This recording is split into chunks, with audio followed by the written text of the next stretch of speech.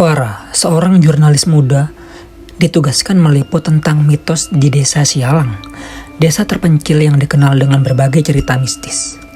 Perjalanan menuju desa itu memakan waktu berjam-jam melalui hutan yang lebat. Ia duduk di atas motor tua yang melaju lambat menyusuri jalan tanah yang sangat sempit. Malam hampir tiba, dan hutan di sekeliling mereka pun semakin gelap. Pepohonan raksasa dengan akar-akar yang mencuat dari tanah menciptakan bayangan yang bergerak seiring hembusan angin. Suara jangkrik dan burung hantu pun saling bersautan, menciptakan melodi yang menambah kesan menyeramkan. "Kita harus segera sampai sebelum matahari tenggelam," kata Pak Slamet, supir ojek dengan nada yang cemas. "Orang luar jarang mau masuk desa ini, terutama kalau malam." "Kenapa begitu, Pak?" tanya Farah pun penasaran. Pak Slamet hanya mendesah. "Banyak yang bilang desa ini dijaga oleh mereka yang tak terlihat. Tapi sudah tugas saya mengantarkan Dek Farah sampai ke sana. Hati-hati saja, jangan langgar aturan penduduk." Meski Pak Slamet terus mengingatkan tentang larangan tertentu di desa itu, Farah hanya menganggapnya sebagai tahayul belaka. Farah pun tersenyum kecil. Sebagai jurnalis, dia sudah terbiasa mendengar cerita-cerita semacam itu. Baginya, semua itu hanyalah bumbu-bumbu artikel yang menarik. Namun, tiba-tiba motor Pak Slamet pun berhenti di sebuah rumah tua. Mesin mati tanpa alasan dan suasana pun menjadi hening. "Ini aneh," gumam Pak Slamet sambil mencoba menghidupkan motornya kembali. Setelah beberapa kali mencoba, akhirnya dia pun menyerah. "Dek Farah, sepertinya saya tidak bisa lanjut. Rumah ini tampaknya sangat kosong. Mungkin Dek Farah bisa bermalam di sini untuk sementara. Saya akan kembali esok pagi." Farah pun menatap rumah di depannya. Bangunan yang besar itu tampak usang dengan cat yang sangat terkelupas dan jendela-jendela yang pecah. Namun, karena hari semakin gelap, dia pun tidak punya pilihan lain. "Baiklah," jawabnya dengan ragu. Lalu Pak Slamet pun meninggalkan Farah dan dia berdiri di depan pintu rumah dengan perasaan yang tak menentu. Karena hari semakin gelap dan tidak ada sinyal untuk menghubungi siapapun, Farah memutuskan menginap di rumah tua itu. Dia hanya membawa senter, kamera, dan peralatan liputannya. Ketika malam semakin larut, Farah pun mendengar suara-suara aneh, langkah kaki di lantai atas, suara pintu berderit, dan bisikan samar yang menyebut namanya. Awalnya dia mengira itu hanya imajinasinya. Akan tetapi ketika cermin di kamar tempat tidurnya tiba-tiba retak, Farah pun mulai merasa ada yang tidak beres.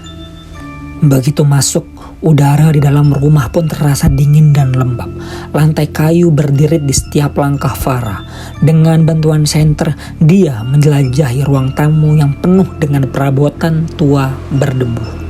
Lukisan-lukisan usang pun menggantung di dinding, memperlihatkan wajah-wajah keluarga yang tampak serius. Di salah satu sudut, Farah menemukan buku harian tua dengan sampul kulit yang sudah mengelupas. Dia pun membukanya dan mulai membaca.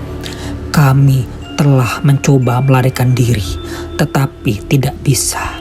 Rumah ini memerangkap kami. Jangan pernah memanggil mereka saat malam tiba, atau mereka akan datang." Kata-kata itu membuat Farah merinding. Dia mencoba mengabaikannya dan mencari tempat untuk tidur. Namun, saat dia merebahkan diri di sofa usang, suara langkah kaki pun terdengar dari lantai atas. Farah pun langsung terbangun dan mengarahkan senter ke arah tangga. Akan tetapi tidak ada siapapun. "Mungkin itu hanya tikus," gumamnya, mencoba untuk menenangkan diri. Namun, suara itu pun semakin mendekat, seolah-olah seseorang turun dari tangga. Pintu di ruang tamu pun tiba-tiba tertutup dengan sendiri, membuat Farah melompat dengan kaget. Dia memutuskan untuk mengunci dirinya di salah satu kamar dan mencoba untuk tidur. Keesokan paginya, Farah pun bangun dengan perasaan yang aneh. Matahari telah terbit, akan tetapi suasana rumah pun tetap suram. Dia mencoba keluar rumah, akan tetapi pintu depan pun tidak bisa dibuka. Bahkan, jendela-jendela yang tadinya pecah, kini pun tertutup dengan rapat. Apa yang terjadi? Gumam Farah. Dia pun panik. Dia kembali membaca buku harian yang ditemukannya, berharap menemukan petunjuk. Kami semua telah menjadi bagian dari rumah ini. Hanya mereka yang berani mengorbankan sesuatu yang paling berharga lah yang bisa keluar. Kata-kata itu membuat Farah semakin bingung. Dia mencoba menelpon seseorang, akan tetapi ponselnya tidak memiliki sinyal. Di saat yang sama, suara tangisan anak kecil pun terdengar dari dalam lemari di kamar tempat dia tidur. "Siapa di sana?"